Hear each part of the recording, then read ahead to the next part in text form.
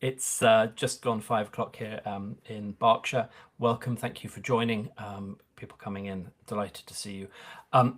I will not be taking live chat here because I'm on my own. I've got to present and think and talk and control all of this. No producer support. But if you have any questions, please email me, matthew@articulatemarketing.com. I would absolutely love to hear from you. Please don't hesitate to do that. So today I'm going to be talking about brand trends as we see it in 2026, specifically about how health tech and life sciences companies can use their brand to win trust and why that's so important now.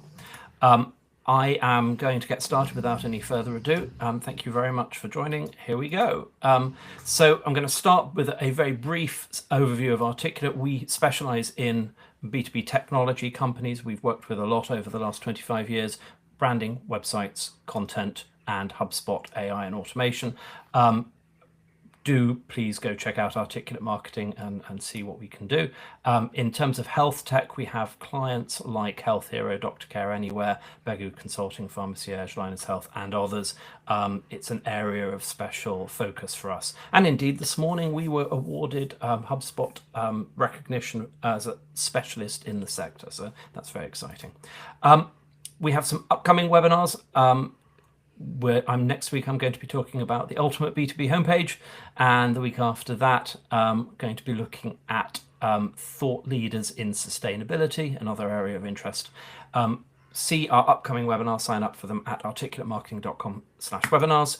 And this is the last parish notice before we get into branding. If you would like to have a conversation with me about your branding, your marketing, your website, any of the things that we know about. No BS, no commitment, no sales pitch. You can use articulatemarketing.com/marketing-review, book a session with me. I'd love to hear from you. And I would love to have a look at your website. So what are we going to be looking at in this webinar?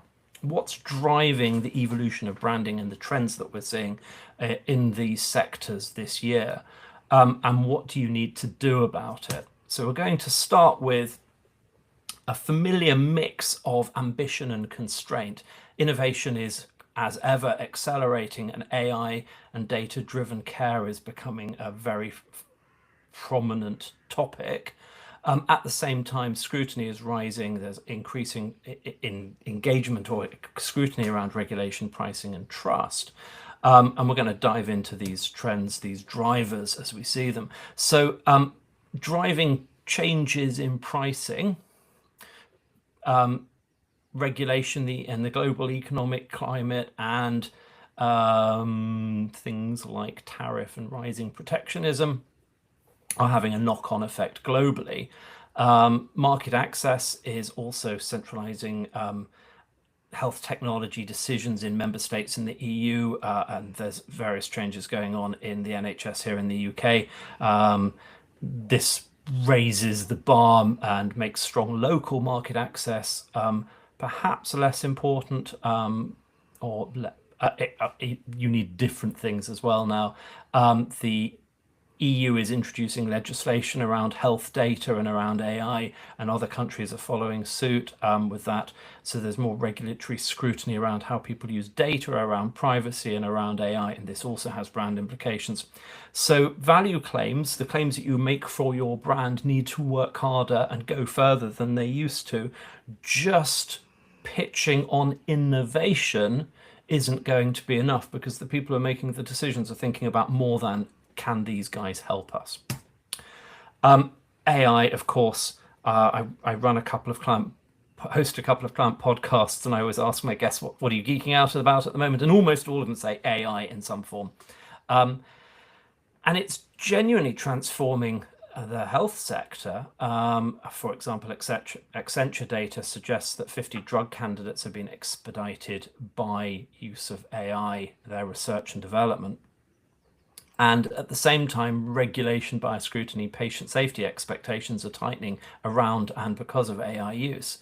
And, healthcare buyers, especially in large buying organizations like NHS England or so on. They are not naive early adopters. You've got to explain, they've got to justify the decisions they're making to boards, regulators, clinical teams. You've got to clear multiple hurdles. And so the question sort of shifted from can we automate, can we use AI, to can we explain, govern, and trust what we automate with AI. And this is a challenge for brands. It's not just about tone of voice. It's not just how you couch the claims that you make. It's not just a content challenge, but it's you've got to kind of embed it into the brand. This idea of trust and talking about capability while also sort of showing that you can deal with these oversight questions, these regulation questions, increasingly important. So there's a sort of this trust regulation thing that needs to run through brands like letters through a stick of rock. And innovation is becoming more distributed. There's a lot more cross-border transactions, deals, mergers, acquisitions. Asian innovation hubs are leading in many areas. 29% of the global clinical pipeline now comes from China. If you are an incumbent and you're relying on your geography or your language or your claims to innovation, and I live 25 miles south of Oxford, and there's 1,000 years of history there supporting claims of medical innovation, it may not be enough anymore.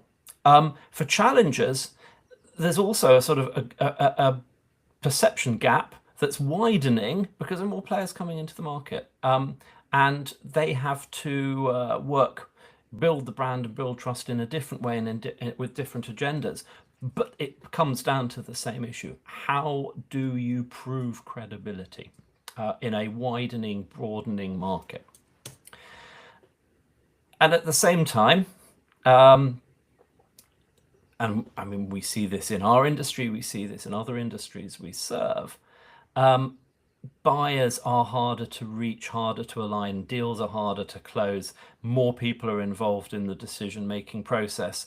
60% of IT buying decision-making units have at least 5 people in them, but shocking or an alarming if you're trying to sell, 23% have 10 or more people. So it's not like one person. You can't just sort of schmooze somebody and go, oh, great, we sold the deal. You've got to convince a committee. So this is obviously being driven by risk aversion, regulatory compliance, cost pressure, what budgets are available. But from a branding perspective, it means that messaging now has to address multiple audiences, multiple stakeholders in the process. And it's the same LinkedIn presence, it's the same website, it's the same marketing collateral, now has to serve specialists who want depth and detail and often medical or scientific validation and reporting, and also technical stakeholders, IT people, finance people who have different agendas, different requirements, and different sort of levels of expectation about the kind of content. So one of the things that we've often seen with some of our health tech innovator clients is they want to talk a lot about the technical innovation in medical and scientific language. That's valid for some part of the decision-making and buying decision-making unit, but it's not good enough and not sufficient for all of them. And you need other kinds of marketing, other kinds of messaging. And again, we see this with Articulate's business and with our clients. The way in which people are buying is changing. Decisions and buying is happening more online. It's happening more without a traditional hand sell sales rep led engagement. People wanting to understand more of the decision before they talk to somebody or before they go out for quotes. Doesn't mean sales is dead, but by the time a sales conversation happens, the buyer will have done a lot of work. A significant amount of ground will already have been won and lost by how you communicate primarily online. I talked about this before, in the need for marketers and to widen the mid-funnel, to have more content for people who are coming in, particularly from AI, who have a higher propensity to buy, they have the higher intent, but there are fewer of them, and they've already done quite a lot of research before they've even landed on your site.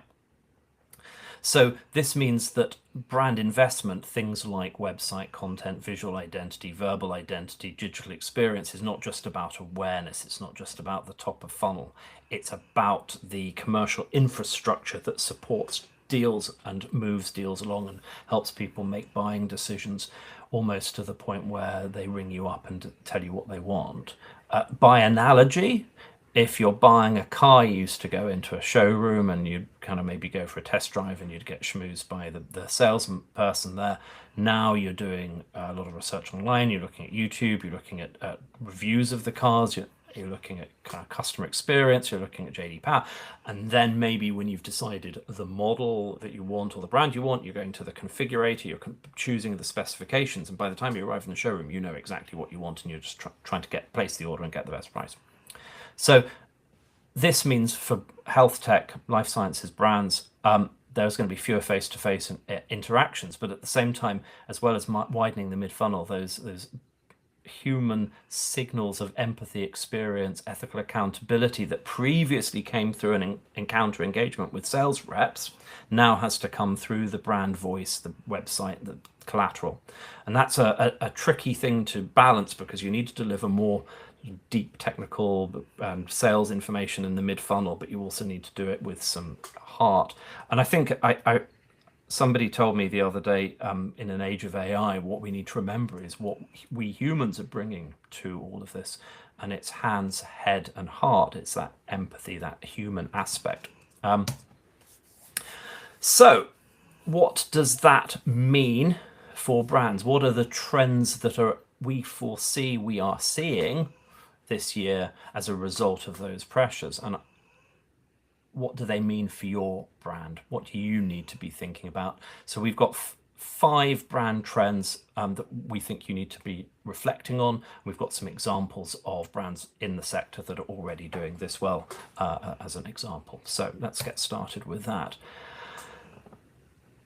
Firstly, there is a trend of shifting from purpose-led positioning to purpose plus proof. Lots more evidence, and I don't necessarily mean scientific and medical evidence, but lots more sort of proof points.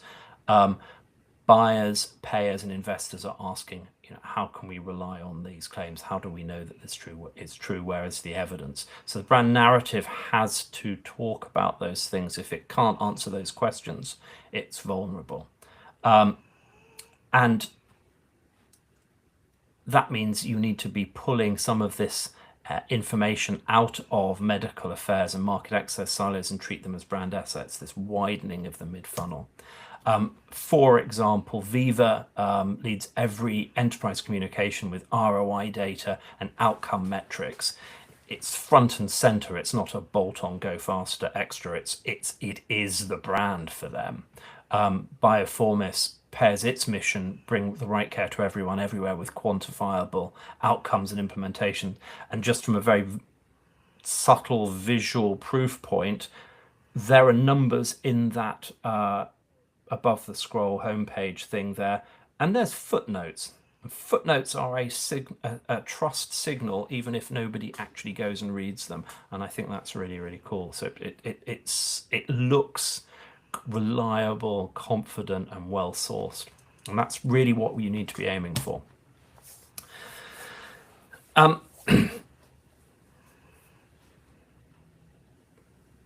And AI governance in particular is becoming important, right? People have new expectations about this, and leading with, as almost everybody is these days, we've got Product X with AI bolted into it. We're now an AI brand.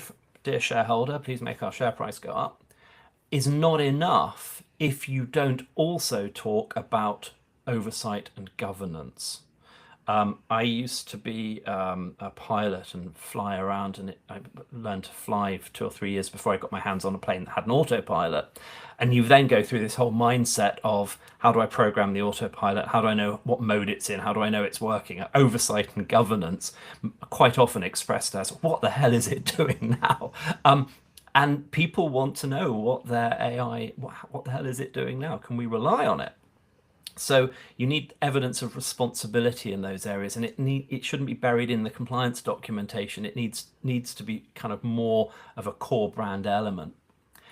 And as with the footnotes and the fact checks on the previous slide, this confidence, this trust is communicated through specificity, right? So just talking about responsible AI doesn't build confidence. Telling people how you are baking that in, what you're doing, why it works and why it's valuable, that's the message that you need to be sending. So we've got a couple of examples of this, companies that are doing well. And full disclosure, Health Hero is a client. If you're watching, hello. Humour have built their entire brand around clinical AI, and they make security, compliance, and human oversight visible throughout these trust marks, all the way through here. Very, very important, the tick boxes and the CEs and things like that. Health Hero have their Smart Care Navigator, and that's talking about giving clinicians and their partners total clarity about what the AI does and what it doesn't, and where the human responsibility remains. And I think that clarity is really important and valuable. So these are two companies that are dealing with this really nicely. The next thing is, and I mean, this is true really for every brand everywhere all the time, but in this sector, companies have grown by acquisition. They've accumulated brand architecture decisions incrementally. They have sub-brands that made sense at the time, acquisitions that brought something in, product names that kind of reflected a preference a few years ago and now have to be updated. And positioning has never been rationalized across divisions. And really, this is the year to tackle that and bring that brand house in order, bring some Marie Kondo tidying to it, so that it is internally consistent, coherent, and strong, because deviations and cracks in it and differences corrode trust in subtle but important ways. And if your website is your only or your main sales rep, and it's going a lot further into the buyer's journey, and it needs to speak to a CMO, a CFO, a procurement lead, a clinical director, often in a short period of time while decisions are being made, and often with no prior context, that messaging architecture and the information architecture on the website and the content on the website has to be consistent, clear, well integrated, and coherent as an expression of the brand, in order that you are not diluting trust and you're not letting different people see different aspects of what you do and what you sell. So here are a couple of sites that we think are doing this very nicely. Siemens Health and Ears have a lot of complexity to deal with around imaging, diagnostics, digital health, but the brand has a clear navigation and logic in its website that is consistent across the piece. Tempus AI makes technically complicated AI and genomics platform tools available and legible to oncologists and health system executives and investors simultaneously, so that depending on what you need to get from that site, that information is available, tailored for those audiences. And I think I touched on this earlier, that legacy brands have a set of challenges that they have to deal with. And challenger brands also have a set of challenges, and they're coming at the same sort of trust building problem from different perspectives. But I think for legacy brands, there's a risk of overcorrecting, trying to be too digital, too AI, too tech bro. And please avoid the cliche blues. Blues are just everywhere in tech brands. And in doing so, erasing some of the signals of experience, clinical rigor, institutional accountability that buyers expect, and still actively look for. Heritage communicates a sort of track record, and that's an asset if used well, and it's a barrier if it's just over-relied on. But for challenger brands, they've got a different problem. They need to build credibility quickly through quality and consistency of brand signals. And it's often the case, in my experience, that legacy brands in all sectors need to simplify, or as Kelly Johnson, the aircraft engineer, said, simplicate and add lightness. So their information architecture needs to be whittled down, and the navigation journeys, because they've got too much stuff and it's easy to get lost. Whereas startups and challengers have too little, and they're sort of skimping on things, and you can't find things. And and a really good test of this actually is when you go into their legal T's and C's and their about us and their and everything that's not actually about the product, but is about their attention to detail for legalities and contractual obligations, and their attention to detail around their sort of supply chain management or environmental credibility or something like that. That stuff tends not to happen in very small young companies, and it's a really interesting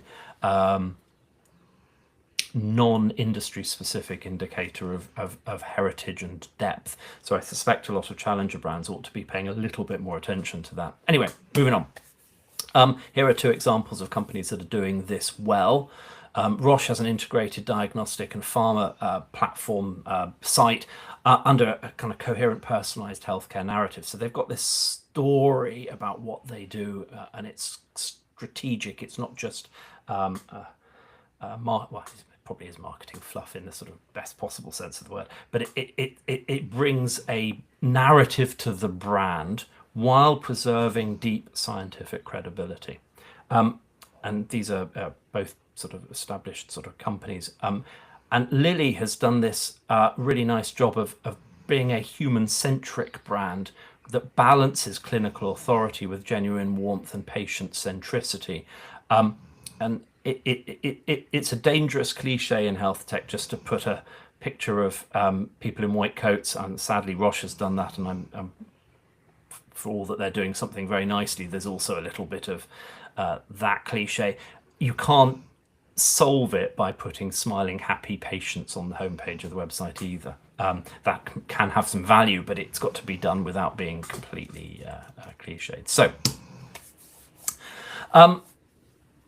and you need to build this brand for multi-touch, multi-threaded sales engagements that happen largely online and at different times with different stakeholders. And I think this is the most fundamental trend, or the most structurally important trend. It's about positioning and repositioning how organizations think about their brand investment. So the old model was brand is awareness, sales is conversion, and the new reality is brand equals sales. They're all the same thing. Everything is connected to everything else. And the brand has to be part of the buying experience, and sales happens much earlier in the brand engagement. It happens often before there's even been a person-to-person contact.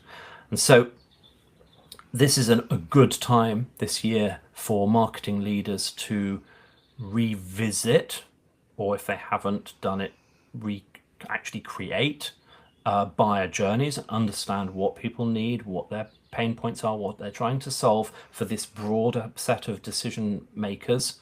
Understand where they drop off, and understand how you can serve them better online with thought leadership, with mid-funnel pre-sales content, with scientific evidence, with compliance information, etc., etc. How you can bring some of that forward, but also how you can actually go out even further earlier in the buyer's journey and talk to them about their issues and problems and needs in their language before you even start talking about your solution and your product in your language.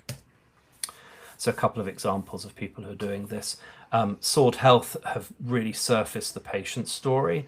They've got patient imagery and they've got quotes, and they're using a light, sort of clear tone of voice that brings that human element out without drowning out the tech cues and the health tech vibe of it. And Benchling has strong visual and verbal identity paired with this sort of in-person open events. And again, this sort of human angle, for us, it's webinars, for other people, it's live events, I think is increasingly important. Allow them to connect with people, and also, again, see they've got, stats and data. They've 200,000 this, 63% that, sort of strong brand trust signals. Yeah. So, in conclusion, it's all about trust. A lot of things that have been assumed and default with the way that brands were architected and the assumptions about how people moved through the buyer's journey and what a website had to do to deliver that are changing, have changed. And the brands that are going to be winning in 2026 aren't necessarily the ones with the biggest budgets. They're the ones that are going to show up consistently, communicate credibly without being overly didactic or overly stuck in the past, and they're going to make their buyers feel confident before that first sales call that this is the right company to talk to. So this is our message to you. If you would like our help to start thinking through some of these implications, information architecture, thought leadership, widening the mid-funnel, AI search, automation and AI, really love to have the conversation. At this point, Edward, my head of sales, is going to channel to my brain, and he will be saying, please ask everybody to go to articulatemarketing.com/marketing-review and book it now. Book it right this minute. I'm nearly done. You've got 3 extra minutes before the top of the half hour. I'd love to hear from you. Thank you so much for coming. That is the end of today's webinar. Really appreciate your time and attention. Thank you.